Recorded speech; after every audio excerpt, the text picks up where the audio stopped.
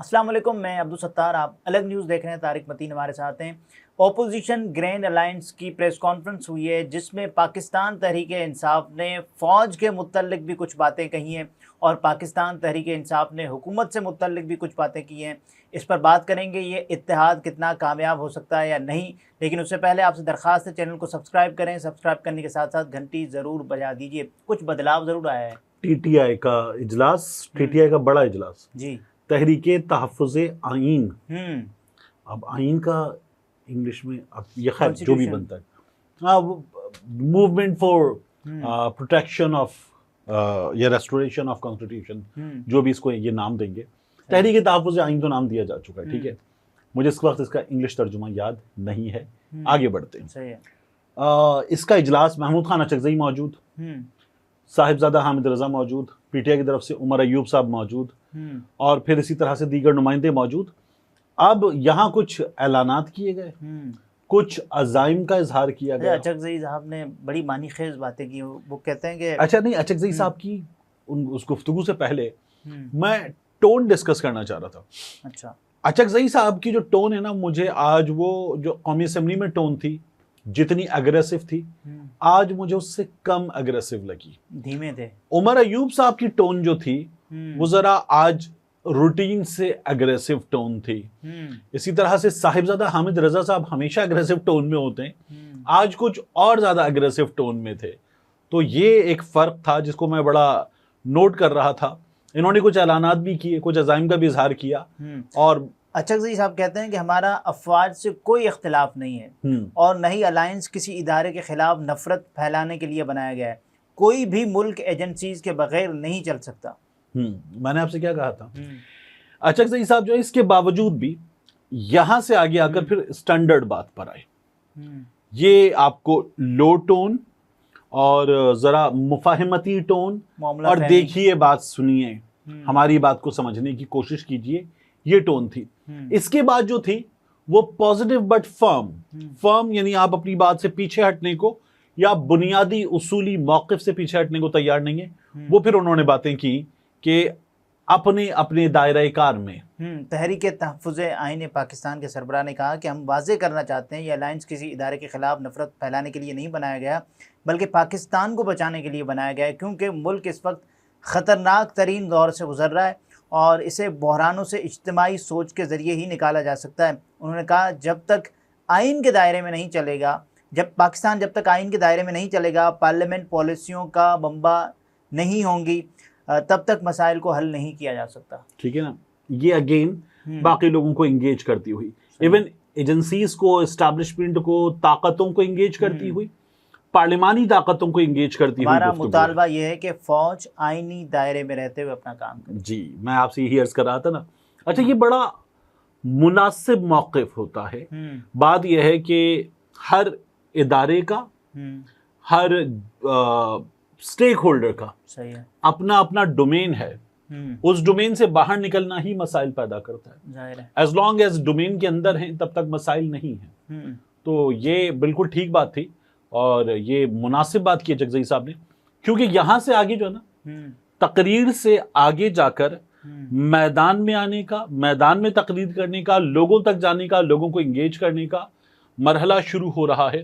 تو اچکزئی صاحب نے ایک آخری دعوت دیتے ہوئے کہ پھر اس کے بعد ہم جو ہے وہ لوگوں کے درمیان جا رہے ہیں، تو ہم ایک دعوت دے کر جا رہے ہیں آپ کو کہ ہم کیا چاہتے ہیں، یہ ٹون سیٹ کیے انہوں نے۔ اس کے علاوہ صاحبزادہ حامد رضا صاحب نے کہا کہ غیرت مند انسان فیملی کی طرف بڑھنے والے ہاتھوں کا کاٹ دیتا ہے۔ بدمعاشی بہت برداشت کر لی ہے، فیصل آباد کا جلسہ ہوگا، دیکھتے ہیں آئی جی کیسے روکتا ہے۔ اب تو مریم نواز نے بھی پولیس کی وردی پہن لی ہے، خدا ملک کے حال پر رحم کرے۔ میں نے آپ سے کیا عرض کیا تھا کہ صاحبزادہ حامد رضا صاحب جو ہیں وہ اگریسو ٹون میں ہی ہوتے ہیں، وہ اسی مزاج میں ہوتے ہیں اور اسی مزاج کے ساتھ بات کر رہے ہیں۔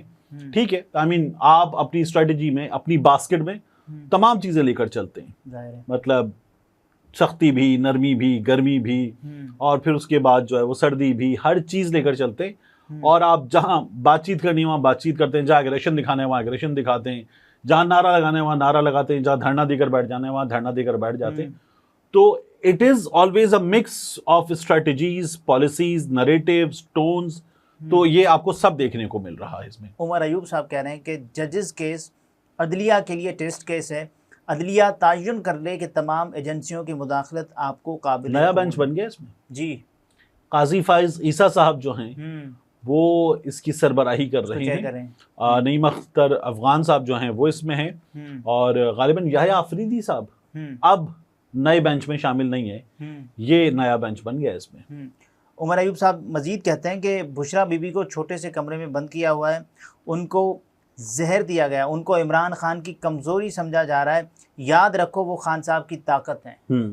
اور آج انہوں نے یوم تاسیس پاکستان تحریک انصاف کا، پی ٹی آئی 28 برس کی ہو گئی ہے، اور جو ہمارے معاشرے میں یہ وہ عمر ہوتی ہے پاکستانی معاشرے میں کہ جہاں شادی وادی کے بارے میں سوچا جاتا ہے اگر فرد کی بات ہو رہی ہو.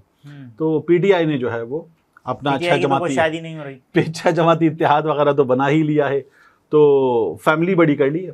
ٹھیک ہے، اب 28 برس کا ہونا کیا ظاہر کرتا ہے؟ آپ جو ہے وہ اپنے بیہیویئر میں مزید میچورٹی شو کرتے ہیں. ٹھیک ہے نا، ہیڈنگ ٹوورڈز 30s. یہ ایک انسان کی بات ہو رہی ہے. جو جماعت کا معاملہ ہے وہ چلیے کہ مختلف ہوگا، ٹھیک ہے نا، وہ مختلف ہوگا، مگر یہ جماعت جو ہے وہ اپنے اس فیز میں اس وقت اپنے سب سے مشکل دور سے گزر رہی ہے پی ٹی آئی. ٹھیک ہے. اچھا، پاکستان تحریک انصاف کا یہ اتحاد کامیاب رہے گا ویسے؟ اچھا، یہ اتحاد کامیاب رہے گا اگر آپ اس اتحاد میں ابھی تک کی جو پارٹیسپینٹس ہیں ان کی بات کریں تو دیکھیے نا، پی ٹی آئی اس کا مین کمپوننٹ ہے. اچکزئی صاحب اس کے سربراہ ہیں، صاحبزادہ حامد رضا سنی تحریک، تو اس کا مطلب یہ سنی اتحاد کونسل، تو اس کا مطلب ہے کہ یہ ایک ہی ہیں، پی ٹی آئی اور سنی اتحاد کونسل. پھر اس کے بعد اختر مینگل صاحب ہیں اس میں، پھر ان کے ساتھ اس میں جماعت اسلامی ہے، مجلس وحدت مسلمین، تو راجہ ناصر عباس صاحب نے بھی آج خطاب کیا. اب میں آپ سے عرض کروں کہ مجھے اس میں سے سب سے پہلے، اچھا اس میں شامل کون ہونے جا رہا تھا مزید؟ فضل الرحمان صاحب کی جماعت. میں نے آپ سے پہلے بھی عرض کیا تھا کہ بہت مشکل ہے، وہ ابھی تک شامل نہیں ہوئے. اچھا، کیوں نہیں ہو رہے؟ کیونکہ وہ بھی اپوزیشن میں خود کو تصور کرتے ہیں. فضل الرحمان صاحب جو ہیں وہ بیٹر آپشن کی تلاش میں ہیں، کس طرف جانا ہے وہ آپشن دیکھ کر جائیں گے. اچھا، حکومت میں تو نہیں جائیں گے نا ابھی؟ فضل الرحمان صاحب ہو سکتا ہے کہ اپنی سولو فلائٹ بھی لے لیں، اور اس سولو فلائٹ کے نتیجے میں ایک اچھی بارگیننگ پوزیشن مل جائے، یہ کر لیں. لیکن فضل الرحمان صاحب اس میں ابھی جاتے ہوئے نظر نہیں. کیا فائدہ ہو سکتا ہے مولانا صاحب کو سولو فلائٹ کا؟ اچھی بارگیننگ پوزیشن حکومت سے، حکومت کی طرف بعد میں جا سکتے ہیں. تو فضل الرحمان صاحب یہ کر سکتے ہیں، کہیں کسی جگہ کوئی بہانہ بنا کے، کسی رویے کا، کسی چیز کا اعلان کر کے، حالات کی بنیاد پر فضل الرحمان صاحب یہ پینترا بدل سکتے ہیں. تو فضل الرحمان صاحب جو ہے وہ کچھ بھی کر سکتے ہیں. لیکن اس اتحاد میں کیوں نہیں آئے؟ نہیں، حکومت میں کیوں نہیں آئے؟ کیونکہ حکومت کی جانب سے بھی کوئی بار بار آفر کی گئی ہے ان کو تو کہ آ جائیں. فضل الرحمان صاحب جو ہیں وہ ذرا بہتر بارگیننگ پوزیشن کے ساتھ جانا چاہتے ہیں، ابھی جو ان کا حال ہے اس کے ساتھ نہیں جانا چاہتے. ان کی بہتر بارگیننگ پوزیشن کیا ہو سکتی ہے؟ فضل الرحمان صاحب جو ہیں وہ ظاہر ہے کہ اگر وہ اس اتحاد کا، حکومت اتحاد کا حصہ بن جائیں یا کچھ اور چیزیں منوانا چاہیں تو منوانے میں کامیاب ہوں. پاکستان تحریک انصاف والوں کو یہ بہت ممکن ہے، اسمبلی میں ابھی کافی کچھ ہونا باقی ہے، صحیح ہے، کہ کچھ بھی تسلیم نہ کیا جائے. یہ سب کے سب آزاد ہیں، سب کے سب آزاد ہیں، تو ان کو پبلک اکاؤنٹس کمیٹی کا چیئرمین نہیں مل سکتا، آپ کو ایسا بھی کوئی راگ مل سکتا ہے. اس کے بعد مختلف کمیٹیوں کی سربراہی ہے اور بہت سی چیزیں ہیں. تو پی ٹی آئی والوں سے بہت کچھ لیا جا سکتا ہے، فضل الرحمان کو بہت بہتر آفر کی جا سکتی ہے، اور فضل الرحمان کو اتحاد میں لا کر کافی کچھ دیا جا سکتا ہے. تو وہ ایک بہتر بارگیننگ پوزیشن کی تلاش میں ہو بھی سکتے ہیں. یہ میں نے آپ کو ان کی جماعت کے ایک بہت اہم رہنما سے ہونے والی گفتگو کے بعد بتایا تھا. اچھا، صحیح. اچھا، اس میں حافظ نعیم الرحمان صاحب کہہ رہے ہیں کہ فارم 47، اچھا سوری آپ جو پوچھ رہے تھے اس میں ایک اور چیز عرض کر دوں کہ جماعت اسلامی جو ہے وہ اس اتحاد سے مجھے نکلتی ہوئی نظر آتی ہے. کیوں؟ کیونکہ جماعت اسلامی مزاج نہیں ہے، ان کا مزاج ساتھ چلنے میں ان کو پرابلم ہوتی ہے. اب وہ کہیں سے چلائے جاتے ہیں، خود فیصلے کرتے ہیں، اپنے ساتھیوں کی پالیسیز سے اکثر اختلاف کر لیتے ہیں، اور یہ بھی اپنی سولو فلائٹ لے لیتے ہیں. یہ ممکن ہے. تو مجھے جماعت اسلامی بھی کچھ وقت میں آگے جا کر کچھ بنیادوں پر ہم ساتھ نہیں چل سکتے والا فیصلہ کرتی ہوئی نظر آ رہی ہے. نقصان کیا ہے ساتھ چلنے میں؟ ساتھ چلنے میں نقصان کیا ہے جماعت اسلامی کا؟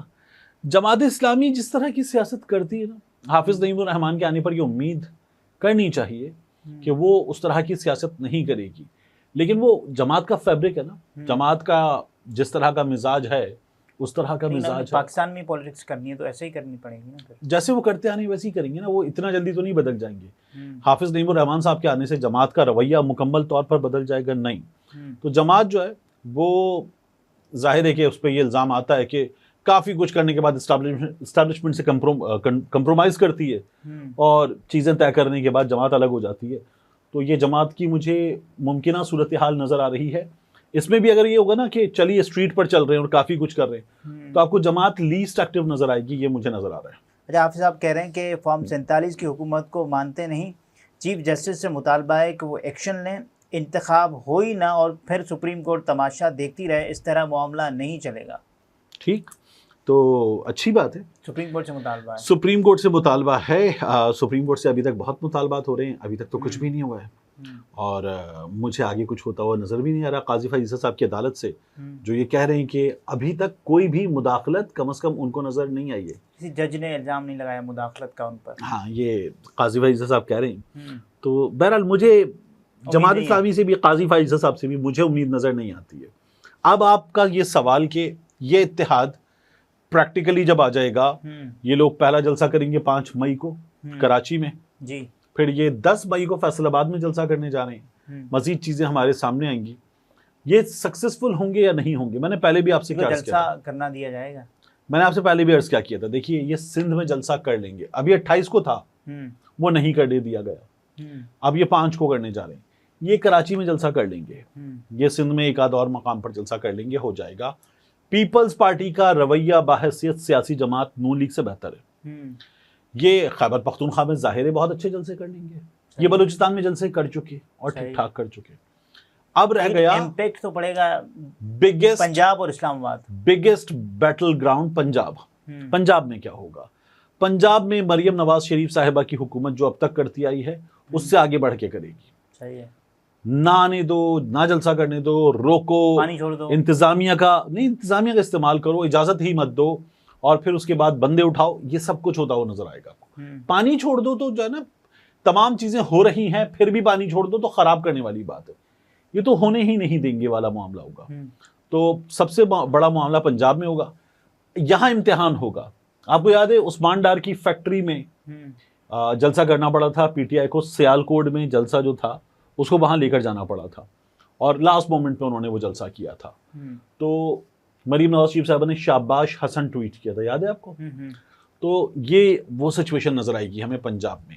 اگر وہ سچویشن نظر آئے گی تو بھی آپ کے پاس تمام ریسورسز استعمال کر کے یہاں نہیں کرنے دے رہے، تم کہتے ہو وہاں کر دیں، 2 گھنٹے میں وہاں کر کے دکھائیں گے، جلسہ ہو جائے گا، تو ان کو وہ جلسے کر کے دکھانے پڑیں گے، جلسہ ہو جائے گا ان کو، ہاں، ان کو جو جلسے کا کنٹینر والا ٹرک ہے وہ ملٹیپل تیار رکھ رہے ہوں گے، اور ملٹیپل تیار ٹرکوں کے ساتھ آپ آ جائیں، آ کے جلسہ کریں ہر حال میں اور جائیں۔ جلسے ہو گئے، اچھے جلسے ہو گئے، اپنے اہداف اچیو کر لیں گے؟ اہداف میں کیا ہے، یہ حکومت مجبور ہو کہ فارم 45 کے نتائج کی طرف جائیں یا نئے انتخابات کی طرف جائیں۔ جلسوں کے بعد جو مرحلہ ہے نا وہ پھر زیادہ بڑا امتحان ہے، تو جلسے اس امتحان تک کی تیاری ہے، صحیح، ایک سیڑھی ہے، ٹھیک ہے، جلسہ بلڈ اپ ہے، صحیح ہے، بلڈ اپ سکسیسفل ہوگا تو پھر اگلا امتحان سکسیسفل ہوگا۔ اگلا امتحان جو ہے وہ فیصلہ کن لڑائی، دھرنے دیے جائیں ایک جگہ یا ملٹیپل شہروں میں، اور دھرنے دے کر ریلیاں نکال کر کسی ایک مقام پر پہنچیں اور یہ سب کچھ کریں، یہ کرنے کی تیاری کی جائے گی، کوشش کی جائے گی۔ کیا اس سے حکومت گر جائے گی؟ مشکل ہے، بہت مشکل بات ہے، لیکن آپ دیکھیے کہ پاکستان تحریک انصاف کے کئی رہنما واپسی کے لیے پڑتول رہے ہیں، یہ ہمارے سامنے ہے۔ پاکستان تحریک انصاف کو حالات بدلتے ہوئے نظر آ رہے ہیں، لوگ واپس آنے کے لیے رابطے کر رہے ہیں، اور اسی طرح سے عمران خان صاحب کے یا عدالت کی معاملات میں بھی کہیں کہیں کوئی ایک آدھ بہتر خبر بھی اب آ رہی ہے، یہ چیزیں ہونے جا رہی ہیں۔ تو پاکستان تحریک انصاف جو ہے وہ نہ گرا پائے حکومت، لیکن اتنا کمزور کر دے گی، اور یہ ہو جائے گا تو اس کے بعد حکومت اتنی کمزور ہو جائے گی کہ کھڑی نہیں رہ سکے گی۔ یعنی یہ حکومت ویسے بھی جس طرح کے حالات ہیں ان حالات میں 7 مہینے نکال جائے، لوگ اس کو معجزہ قرار دے رہے ہیں، یہ حکومت کو لیٹس سے 3 مہینے میں گھر بھیجنے کا پلان کرتے ہیں، تو کیا یہ اس میں کامیاب ہو جائیں گے؟ بہت مشکل ہے، لیکن کامیابی نہ بھی ہو تو حکومت بری طرح سے ہل جائے گی اور پھر گرنے کے آثار پیدا ہو جاتے ہیں۔ اچھا، آپ کو لگتا ہے حکومت گر جائے گی کبھی نہ کبھی، یہ یعنی کہ 5 سال سے پہلے؟ دیکھیے، حکومت کو ایک تو کرسی کے نیچے اتحادیوں کے کندھوں کا سہارا ہے، اور حکومت کو ایک سہارا اور ہے، وہ سہارا حکومت کے لیے سب سے بڑا سہارا ہے، ٹھیک ہے، اور وہ سہارا جو ہے وہ ہے کہ جس سے یہ حکومت ناراض بھی ہے۔ صحیح ہے۔ محسن نقوی کی جب یہ بات کرتے ہیں، اورنگزیب صاحب کی بات کرتے ہیں، تو یہ اس سہارے سے ناراض بھی ہیں اور انہیں اس سہارے سے پیار بھی ہے، کیونکہ وہ سہارا ان کو ٹکائے ہوئے ہے، تو سہارے سے ان کو پیار بھی ہے۔ تو یہ خود اسٹیٹ آف کنفیوژن میں ہیں کہ ہم اس طرف جائیں یا اس طرف جائیں، اور ہم کس طرف جائیں، تو یہ مشکل کام ہے ان کے لیے بھی۔ یہ طارق متین تھے، گفتگو آپ نے ملاحظہ فرمائی۔ اجازت دیجیے، اللہ حافظ۔